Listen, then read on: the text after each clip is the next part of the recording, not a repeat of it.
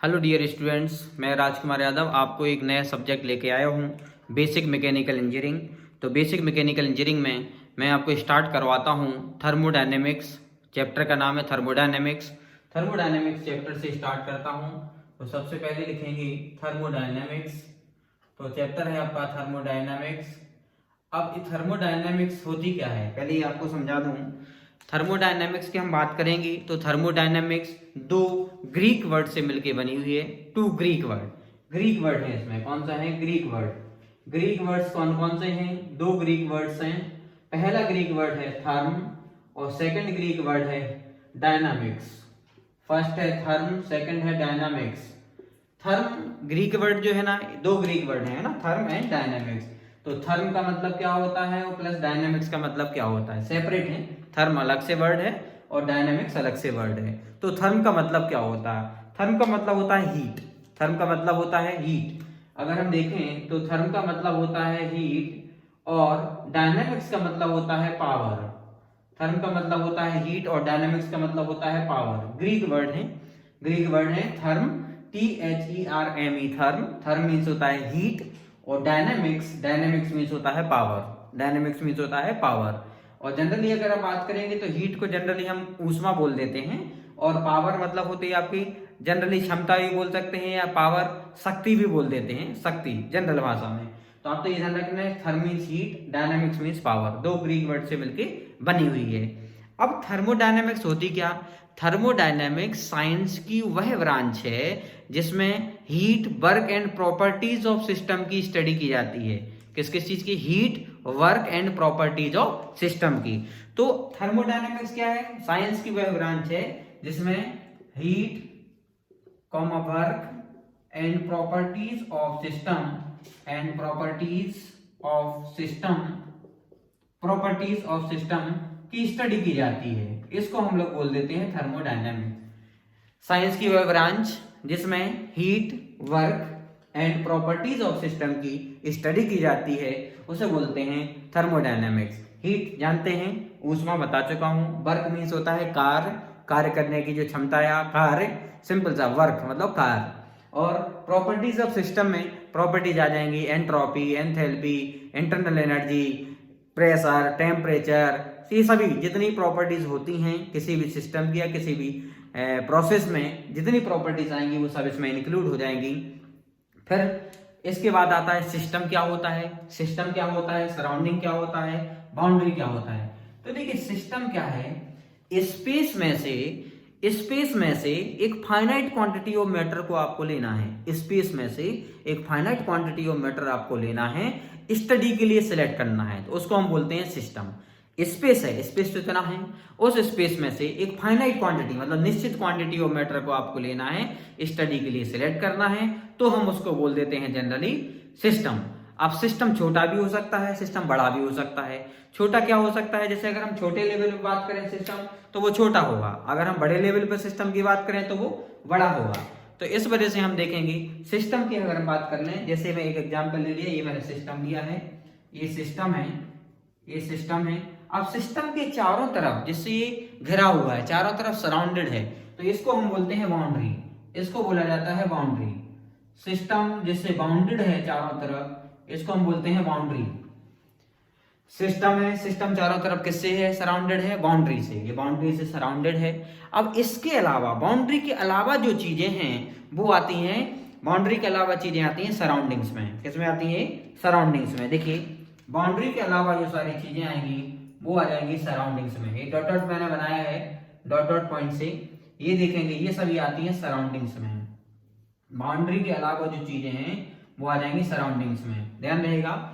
Boundary के अलावा जो चीजें, सिस्टम हो गया, सिस्टम के चारों तरफ बाउंड्री है, बाउंड्री के अलावा जो सारी चीजें हैं वो आती हैं सराउंडिंग्स में। क्या आती हैं वो? सराउंडिंग्स में। सिस्टम हो गया, बाउंड्री होगी, बाउंड्री के अलावा जो सारी चीजें हैं वो किस में आती हैं? सराउंडिंग्स में। अब आपको एक और चीज ध्यान रखना, सिस्टम प्लस सराउंडिंग मिलके बनाते हैं universe. System plus surrounding, system plus surrounding, system plus surroundings, ये मिलके दोनों हो जाएंगे सराउंडिंग्स, मिलके बनाते हैं यूनिवर्स, इक्वल टू हो जाता है universe. System plus surrounding equal to होता है universe. System plus surrounding equal to बनाते हैं यूनिवर्स, मतलब सिस्टम और सराउंडिंग को ऐड कर दें तो यूनिवर्स बन जाता है। जैसे कि एग्जांपल ले लूँ, अगर मैं बात करूँ रूम है, एक रूम ले लिया तो रूम हमारे लिए सिस्टम है, और रूम की जो वॉल्स हैं, चारों वॉल्स हैं, ये हमारे लिए बाउंड्री है। और बाउंड्री इन रूम के अलावा जो वॉल्स हैं, इनके अलावा जो भी सब कुछ है एनवायरनमेंट में, कुछ भी सब कुछ, वो सब आता है सराउंडिंग्स में। क्या आ गया? वो सब सराउंडिंग्स में। तो सिस्टम हो गया, बाउंड्री हो गई और सराउंडिंग्स हो गया। सिस्टम छोटे से छोटा हो सकता है, माइक्रो लेवल पे हो सकता है, और बड़े लेवल पे हो सकता है। बड़े लेवल पे होगा तो उसे मैक्रो लेवल बोल देते हैं। तो जनरली सिस्टम की अगर हम बात करेंगे तो सिस्टम में एक स्पेस में से फाइनाइट क्वांटिटी ऑफ मैटर आपको लेना है, स्टडी के लिए सिलेक्ट करना, उसको हम लोग बोल देते हैं सिस्टम। सिस्टम में क्या क्या होगा? सिस्टम होगा, बाउंड्री होगी, सराउंडिंग्स होगा, और system boundary, system plus surrounding मिलके क्या बनाएंगे? यूनिवर्स बनाते हैं। अब सिस्टम कितने टाइप्स के होते हैं ये मैं आपको बताता हूं। तो जनरली देखेंगे तो सिस्टम जो होते हैं ना, वो कितने टाइप्स के होते हैं? 4 टाइप्स के। कई बुकों में 3 टाइप्स मिलते हैं, वैसे 4 टाइप्स के होते हैं। तो हम यहाँ पे बात करेंगे टाइप्स ऑफ सिस्टम की। देखिए टाइप्स ऑफ सिस्टम में पहले हम बात करते हैं क्लोज सिस्टम की। क्लोज सिस्टम क्या होता है, ओपन सिस्टम क्या होता है? देखिए तो सबसे पहले हम बात करते हैं क्लोज सिस्टम।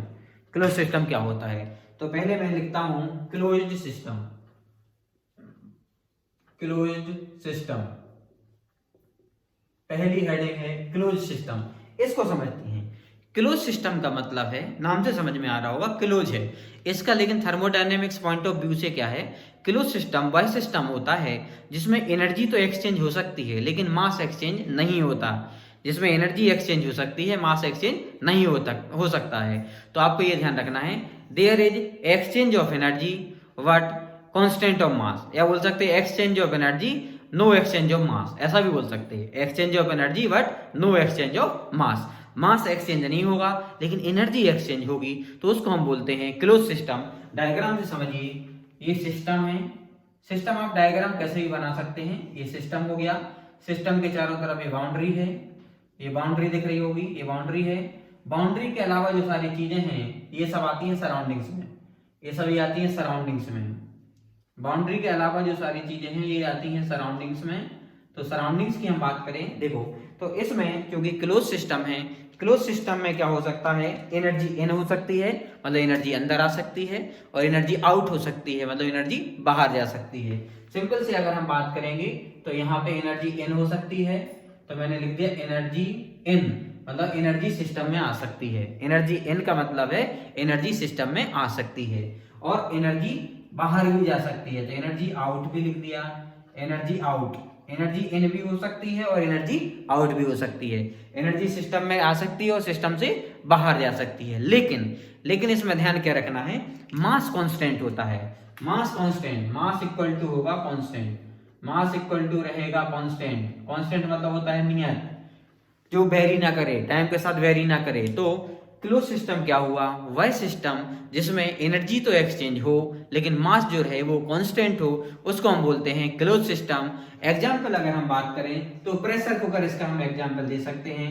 प्रेशर कुकर हम इसका एग्जाम्पल दे सकते हैं। प्रेशर कुकर, देखिए इसको समझ सकते हैं प्रेशर कुकर को एग्जाम्पल के तौर पे। जैसे अगर आपने एक प्रेशर कुकर लिया, उसमें आपने 10 पोटैटो ले लिए, पोटैटो मीन्स आलू, 10 पोटैटो लिए, उसको बॉईल किया।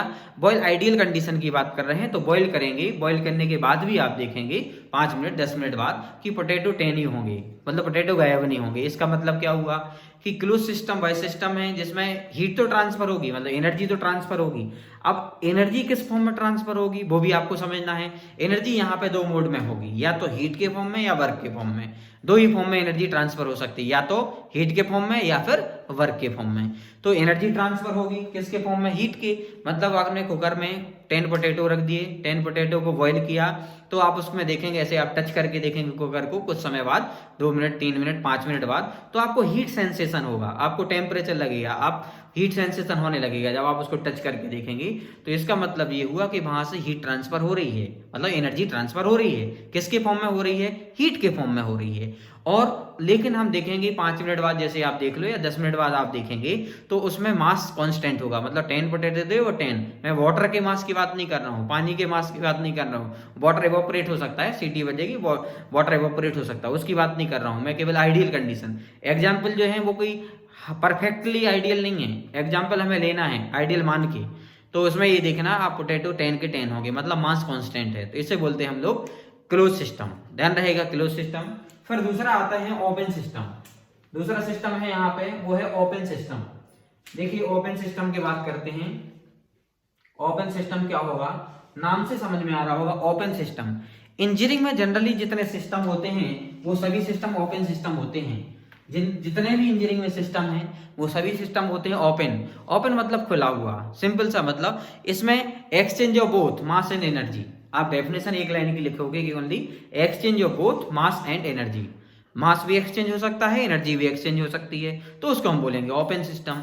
Exchange of both mass and energy, इसका मतलब क्या हुआ कि सिस्टम में एनर्जी इन हो सकती है, सिस्टम से एनर्जी आउट भी हो सकती है, और इसमें और साथ में मास इन भी हो सकता है, मतलब मास अंदर आ सकता है सिस्टम में, मास इन हो सकता है और मास आउट हो सकता है, मास आउट हो सकता है, मास इन भी हो सकता है और मास आउट भी हो सकता है। तो सिंपल सी है कि सिस्टम में मास इन होगा, मास आउट होगा, मास सिस्टम में अंदर आ सकता है, सिस्टम से बाहर भी जा सकता है, और एनर्जी सिस्टम के अंदर आ सकती है और एनर्जी सिस्टम से बाहर जा सकती है, दोनों चीजें होंगी।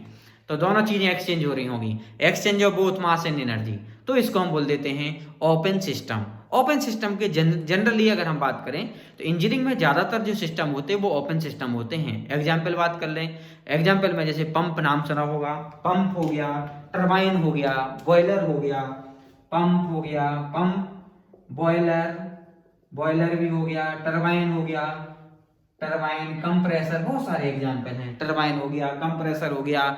ज्यादातर जो सिस्टम है इंजीनियरिंग में वो सभी ओपन सिस्टम है। मतलब पंप में देखते हो वन प्लेस से या बेल से वाटर को लिफ्ट करते हैं, पर्टिकुलर प्लेस पे भेज देते हैं। तो एक जगह से आपने वाटर को लिफ्ट किया, वाटर में दोनों चीजें हैं, वाटर में जब आएगा पर्टिकुलर डेप्थ से उसमें हाइड्रोलिक एनर्जी होगी, या गहराई से है तो भी एनर्जी रहेगी।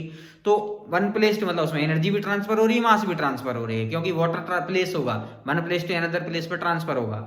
दूसरा बॉयलर की बात करें, बॉयलर में वाटर हम सप्लाई करते हैं, वहां से स्टीम मिलती है, तो उसमें एनर्जी भी ट्रांसफर हो रही है और मास भी ट्रांसफर हो रहा है। इसी तरह से टरबाइन की बात करें तो टरबाइन में भी वाटर को हम टरबाइन पर इम्पैक्ट कराते हैं। वाटर जब टरबाइन पर आता है हाई स्पीड से तो उसमें एनर्जी होती है हाइड्रोलिक एनर्जी। जब वाटर किसी हाइट से आता है तो उसमें हाइड्रोलिक एनर्जी होती है, तो वो एनर्जी होगी और साथ में वाटर का मास होगा, दोनों चीजें ट्रांसफर हो रही हैं, तो इसको हम बोल देते हैं ओपन सिस्टम। अब इसके बाद ओपन के बाद फिर आता है आइसोलेटेड सिस्टम। देखिए आइसोलेटेड सिस्टम का नाम से समझ में आ रहा है, आइसोलेटेड सिस्टम में ना तो एनर्जी एक्सचेंज होती है और ना ही मास, ना तो इसमें एनर्जी एक्सचेंज हो सकती है और ना ही मास एक्सचेंज हो सकता। इसको हम बोल देते हैं आइसोलेटेड सिस्टम।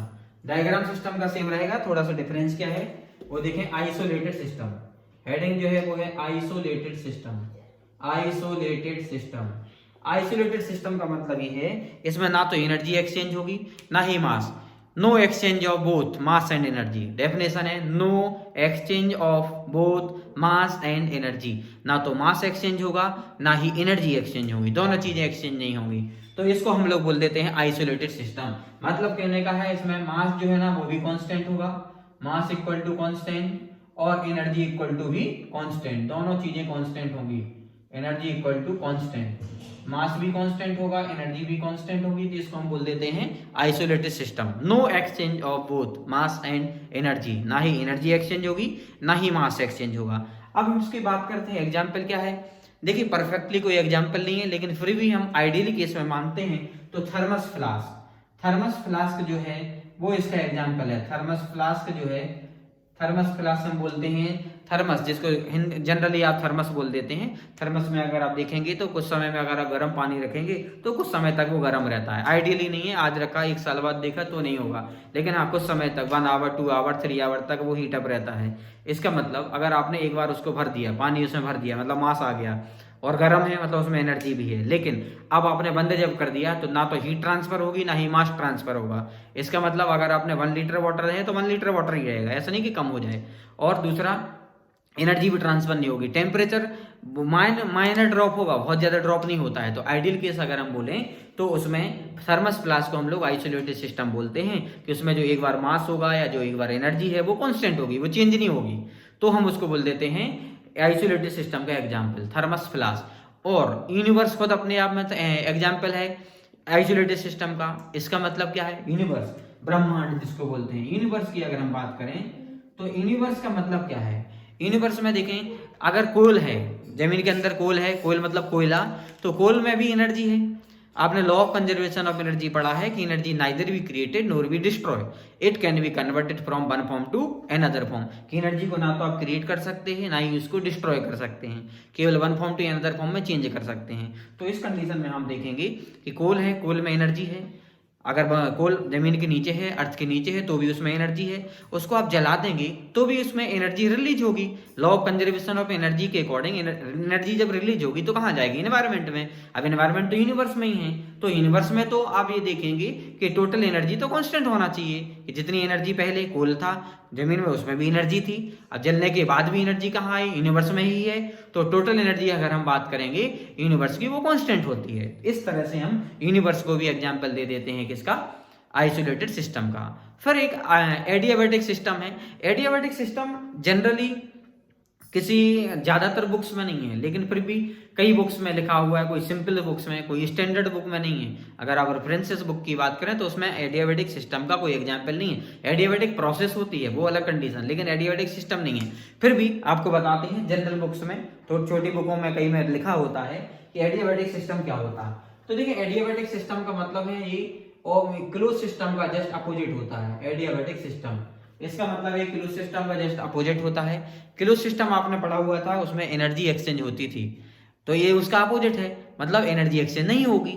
वहां पे मास कांस्टेंट था, यहाँ पे मास एक्सचेंज होगा। तो यहाँ पे अगर हम बात करेंगे कि मास यहाँ पर एक्सचेंज होना चाहिए, लेकिन एनर्जी जो होगी वो कांस्टेंट होगी। मतलब सिंपल सा, इसमें क्या हो सकता है, मास इन हो सकता है, मास सिस्टम के अंदर आ सकता है और मास सिस्टम के बाहर जा सकता है, मास आउट हो सकता है। मतलब सिंपल सी बात करेंगे कि मास इन हो सकता है, मास आउट हो सकता है, मास सिस्टम के अंदर आ सकता है, मास सिस्टम के बाहर जा सकता है, लेकिन एनर्जी होगी वो रहेगी कांस्टेंट। तो इसको एडियाबैटिक सिस्टम बोलते हैं। एडियाबैटिक सिस्टम का अगर हम बात करें तो एग्जांपल गैस टरबाइन है। जनरली बुक्स में गैस टरबाइन, सिंपल बुकों में, बहुत बड़ी बुकों में अगर हम रेफरेंसेस बुक में तो उसमें नहीं है कोई एग्जांपल, ना है कोई सिस्टम भी नहीं बोलते हैं। एक प्रोसेस है एडियाबैटिक, वो अलग कंडीशन। तो आपको ये ध्यान रखना एडियाबैटिक सिस्टम कैसे सिस्टम होता है जिसमें मास ट्रांसफर हो सकता है, मास इन हो सकता है, मास आउट हो सकता है, लेकिन एनर्जी जो होती है वो कांस्टेंट होती है। और एग्जांपल जो इसका दिया जाता है वो दिया जाता है गैस टरबाइन। तो इस तरह के ये सिस्टम है, ये आपको अच्छे से पढ़ना है। Thank you.